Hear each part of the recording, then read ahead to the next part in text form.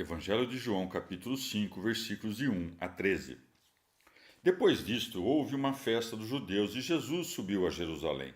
Ora, há em Jerusalém, junto da porta das ovelhas, uma piscina que em hebreu se chama Beata, a qual tem 5 pórticos.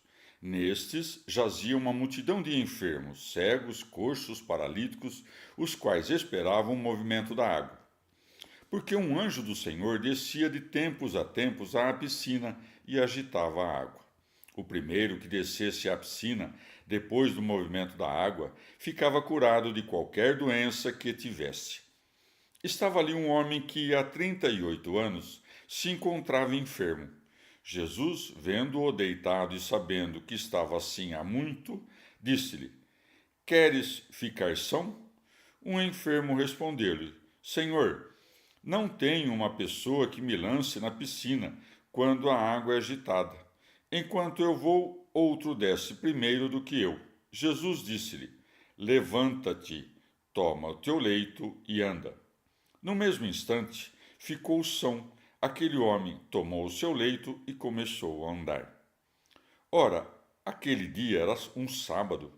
Por isso os judeus diziam ao que tinha sido curado: Hoje é sábado, não te é lícito levar o teu leito.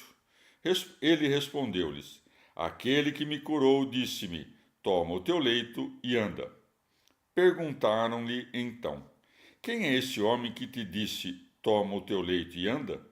Porém, o que tinha sido curado não sabia quem ele era, porque Jesus havia desaparecido sem ser notado, graças à multidão que estava naquele lugar. Palavra da salvação. Comentário João 5, de 1 a 13. São João Crisóstomo. Quer me parecer que era o dia da festa de Pentecostes. Subiu Jesus a Jerusalém, como soía fazer nos dias de festas, para que os judeus, vendo que se punha a celebrá-las junto deles, não o tivessem por inimigo da lei. Aí atraía a multidão por meio dos milagres que operava e da doutrina que professava, especialmente nesses dias, quando a multidão acorria à cidade. Prossegue. Ora, há em Jerusalém, junto da porta das ovelhas, uma piscina, que em hebreu se chama Beata, a qual tem 5 pórticos. Nosso Senhor haveria de instruir o batismo para a remissão dos pecados, simbolizado, aliás, por esta piscina e outras figuras aparentadas. Inicialmente, Deus ordenou essas purificações exteriores para que escoimassem a sujeira dos corpos e outras manchas que, embora não existissem de fato, eram havidas por reais, tais como as impurezas que, segundo cuidavam, contraía-se no contato com um cadáver, a lepra e outras assemelhadas. Em seguida, instituiu Deus a água como socorro eficaz contra enfermidades várias, como se vê do trecho seguinte. Nesses jazia uma multidão de enfermos, cegos, coxos, paralíticos, os quais esperavam o movimento da água. Como quisesse nos chamar à graça do batismo, Deus não se contentou com purificar as sujidades exteriores, senão também curava-nos as doenças. Em sentido análogo, os ministros mais achegados ao rei soem ocupar cargos mais avultados do que os outros, que guardam-lhe maior distância. O mesmo vale para as figuras da antiga lei. Ora, esta água não curava as enfermidades do seu natural, mas somente quando um anjo descia à piscina. Porque um anjo do Senhor descia de tempos a tempos à piscina e agitava a água. O mesmo sucede no batismo. A água de si não age, mas é a graça do Espírito Santo que, através dela, apaga os pecados. O anjo, a descer do céu, agitava aquelas águas, comunicando-lhes uma virtude particular contra as enfermidades, para dar a saber aos judeus que, com muito mais razão, o Senhor dos anjos tinha o poder de curar as doenças da alma. Mas, nesse caso, a própria doença era obstáculo para aquele homem que desejava curar-se, como indica o evangelista. O primeiro que descesse à piscina, depois do movimento da água, ficava curado de qualquer doença que tivesse. Agora, ao contrário, todos logram acesso a esta dádiva, porquanto não é mais um anjo que vem agitar as águas, mas o mesmo Senhor dos anjos que opera todas as maravilhas. E ainda que venham os homens de todos os ângulos do mundo, a graça não se consome, senão que se conserva a mesma. E assim como os raios do sol alumiam o dia sem se apoucarem, assim em nada fica diminuída a ação do Espírito Santo quando se estende sobre um grande número de homens. Sucedia que, agitadas as águas, apenas um homem por vez lograva curar-se. E isto era assim para que a convivência contínua e prolongada com o fenômeno preparasse os homens para crerem mais facilmente que a água tinha também a virtude de purificar a alma. E não o curou de pronto nosso Senhor, senão que, por primeiro, entrou a travar amizade com o homem, conversando, conduzindo-o pelo caminho da fé que haveria de seguir depois. Ademais, não lhe exigiu a mesma fé que exigira aos dois cegos. Credes que posso fazer isso? Mateus 9:28. Pois esse paralítico não dava tino de quem era Jesus. Aqueles que já estavam notificados, por meio de outros milagres, do poder do Salvador, achavam-se como que preparados para responder-lhe aquela pergunta. Os que, porém, não sabiam dele e que estavam destinados a conhecê-lo através dos seus prodígios, a esse Jesus os inquiria só depois de operado o milagre. Jesus, vendo-o deitado e sabendo que estava assim há muito tempo, disse-lhe: Queres ficar são? E lhe propôs essa pergunta, não porque desconhecesse a resposta, sabia-o perfeitamente bem, mas para ressaltar a paciência daquele paralítico que aguardava há 30 anos e que todos os anos, sem desanimar, se fazia àquele lugar na esperança de ser curado. Queria com isso, ademais, nos dar a saber o motivo por que o escolhera para curá-lo entre tantos outros. E não lhe disse, se quiseres, curar-te-ei. Porque o paralítico não tinha ainda noção da grandeza de Jesus Cristo. Todavia, não ficou o homem desconcertado com a pergunta. Com efeito, não retorquiu-lhe, dizendo: Acaso vieste até aqui insultar-me, perguntando se desejo me curar? Mas respondeu-lhe manso. O enfermo respondeu-lhe: Senhor, não tenho uma pessoa que me lance na piscina, quando a água é agitada. Enquanto eu vou, outro desce primeiro do que eu. De fato, não sabia com quem conversava e não desconfiava que nosso Senhor curá-lo-ia. O homem acreditava apenas que Jesus o ajudaria a descer a piscina, mas ele mostrou-lhe tudo o que era capaz de fazer com a força de uma simples palavra. Jesus disse-lhe: Levanta-te, tome o teu leito e anda. Observa nisto tudo o sobreexceder da sabedoria divina. Não apenas curou o homem, senão que mandou-lhe tomar o leito, tornando o milagre mais evidente. Não houvessem por fantasia um fato perfeitamente real. Como haveria de tomar o leito se seus membros não houvessem recuperado as forças e a firmeza? O paralítico, tendo ouvido aquelas palavras, cheias de autoridade e força, quais sejam: levanta-te, toma o teu leite e anda, não ousou retorquir-lhe nesses termos. Quando desce o anjo a agitar as águas, apenas um homem de cada vez é curado. E tu, que és homem, acaso esperas que uma simples palavra disponha de mais poder do que os mesmos anjos? Com efeito, não o disse, mas o escutou com docilidade, acatando com fé a injunção de Jesus e obtendo a cura. No mesmo instante, ficou são aquele homem, tomou seu leito e começou a andar. É muito de ver a conduta daquele homem, mas o que sucede a seguir é mais admirável ainda. De fato, que obedecesse à ordem do Salvador quando não encontrava nenhuma oposição é menos espantoso do que o seguir, obedecendo apesar das acusações que lançavam sobre ele os judeus, coisa que o evangelista relata nesses termos. Ora, aquele dia era um sábado. Por isso os judeus diziam ao que tinha sido curado: Hoje é sábado, não te é lícito levar o teu leito. Se inclinasse à malícia, talvez redarguisse: Se o que fiz é repreensível, acusem aquele que me ordenou e haverei de depor meu leito. Assim procedendo, teria deixado de mencionar a cura, porque dava fé que não lhes perturbava propriamente a transgressão dos sábados, mas o milagre em si. Todavia, não buscava ocultá-lo e tampouco pediu-lhes perdão, mas confessou claramente o benefício recebido. Prosseguem os judeus, cheios de malícia. Perguntaram-lhe então: Quem é esse homem que te disse: Toma o leito e anda? Nota que não mencionam a cura em si, mas apenas o que consideravam uma transgressão. Porém, o que tinha sido curado não sabia quem ele era, porque Jesus havia desaparecido sem ser notado, graças à multidão que estava naquele lugar. Jesus se retirou para que não lançasse suspeitas sobre o relato daquele homem, testemunha privilegiada do milagre. Também fê-lo não se avultasse ainda mais a ira dos judeus, pois a simples presença de quem se inveja é suficiente para desencadear a paixão.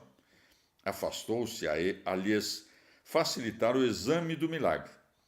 Há quem cuide por esse paralítico também mencionado em São Mateus, Mateus 9, mas enganam-se, porquanto neste último caso o doente ia cercado de pessoas que o carregavam e olhavam por ele. O que se menciona aqui, porém, não tinha a ninguém. Ademais, estavam em diferentes lugares. Evangelho de João, capítulo 5, versículos de 14 a 18. Depois disto, Jesus encontrou-o no templo e disse-lhe: Eis que estás são. Não peques mais, para que te não suceda coisa pior. Foi aquele homem anunciar aos judeus que era Jesus quem o tinha curado. Por isto, os judeus perseguiam Jesus, porque fazia essas coisas ao sábado. Mas Jesus respondeu-lhes: Meu Pai não cessa de operar, e eu opero também. Por isso, os judeus procuravam com maior ardor matá-lo, porque não somente violava o sábado, mas também dizia que Deus era seu Pai, fazendo-se igual a Deus. Palavra da salvação. Comentário João 5, de 14 a 17. São João Crisóstomo. Este homem, uma vez curado, não buscou o ruído tumultuoso do mundo, nem se entregou aos prazeres sensuais ou à vanglória, mas foi direto ao templo, o que prova seu remontado espírito religioso. Depois disso, Jesus encontrou-o no templo. Por essas palavras, ficamos sabendo, por primeiro, que a doença que acometia o paralítico era efeito de seus pecados. Como, na maior parte do tempo, estamos insensíveis aos males da alma, ao passo que, inversamente, à vista do menor ferimento no corpo, tomamos todas as providências para tratá-lo. Deus fere-nos o corpo em punição dos pecados da alma, e, em segundo lugar, que o inferno existe, e, finalmente, que o castigo de que padecem os condenados é longo e sem fim. Há, entretanto, quem ouse perguntar: por que o pecado de um instante enseja o suplício eterno? Acaso o paralítico pecou tantos anos quantos foram os anos em que esteve doente? Daí concluímos que a gravidade do pecado não se mede pelo tempo empregado para cometê-lo, mas pela sua própria natureza. Desta passagem ainda se infere que, a recairmos nos mesmos pecados pelos quais Deus já nos castigou severamente, de justiça penas ainda maiores nos aguardam, porque aquele a quem o primeiro castigo não tornou melhor, deve esperar, em punição de sua insensibilidade e de seu desprezo, suplício bem mais terrível. No caso, porém, de não sermos punidos cá embaixo por todos os nossos pecados, não nos fiemos, porquanto esse fato deixa pressentir vindouras punições severas. Todavia, nem todas as enfermidades são castigo de pecados, mas muitas de fato o são. Umas sucedem por causa de nossa negligência, outras não nos são enviadas como o foram a Jó, isto é, para nos experimentar. Mas por que nosso Senhor lembra ao paralítico de seus pecados? Alguns, intentando vituperá-lo, disseram que tornou-se um dos acusadores de nosso Senhor, e por isso Jesus Cristo falou-lhe aquelas coisas. E quanto ao paralítico de que fala São Mateus, Mateus 9:2, porque a este também lhe foi dito: teus pecados te são perdoados. Não está aqui Jesus Cristo a repreendê-lo por seu passado, mas a prepará-lo para o porvir. Quando curou a outros, não mencionou-lhes os pecados, porquanto não eram culpados do que padeciam, senão que, como muitos, sofriam de alguma doença natural. Porém, por meio destes, admoesta os demais. Afora isto, também se pode dizer que Nosso Senhor conhecia-lhe a paciência e sabia, portanto, que levaria a bem a reprimenda. Ao mesmo tempo, dá mostras de sua divindade ao falar-lhe por essas palavras: não peques mais, porque manifesta que está ciente de todos os pecados que cometera. Não era insensível a ponto de, tendo sido curado e bem aconselhado, dizer mal de seu benfeitor. De fato, se tivesse intenção de acusar o Salvador, ter-lhes-ia mencionado apenas a violação do sábado, sem apontar-lhes a mesma cura. Porém, procedeu de modo inverso, pois que não disse: Jesus mandou-me tomar o leito, o que soaria como um crime nos ouvidos dos judeus, senão Jesus me curou. Quando Jesus desejava excusar os discípulos, invocava o exemplo de Davi, servidor de Deus. Quando, porém, ele mesmo estava em questão, refugiava-se no seu Pai. É para notar que não se justifica Nosso Senhor exclusivamente como homem, tampouco o faz somente como Deus, mas falo ora de um modo, ora de outro, pois tensionava crescer em duas coisas, a graça de seu advento e o mistério da divindade. Estabeleceu aqui, pois, perfeita igualdade com o Pai ao dirigir-se-lhe de maneira especial, dizendo: Meu Pai, e ao pôr em efeito as mesmas obras que ele.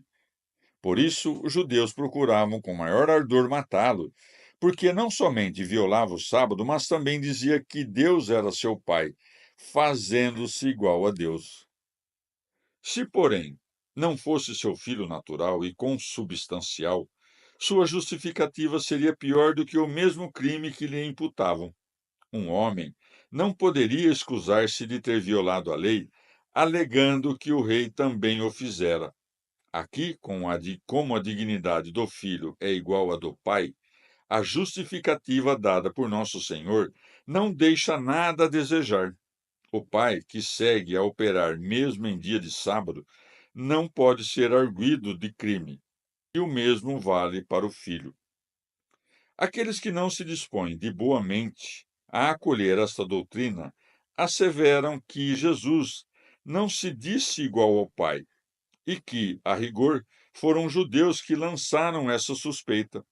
Meditemos aqui segundo o que dissemos mais acima. É fora de questão que os judeus perseguiam a Jesus Cristo porque ele violava o sábado e assegurava ter Deus como por Pai. Portanto, esse dizer, fazendo-se igual a Deus, deve ser entendido no mesmo sentido das palavras que o precederam, isto é, por modo literal. Não quisera Nosso Senhor assentar claramente essa verdade.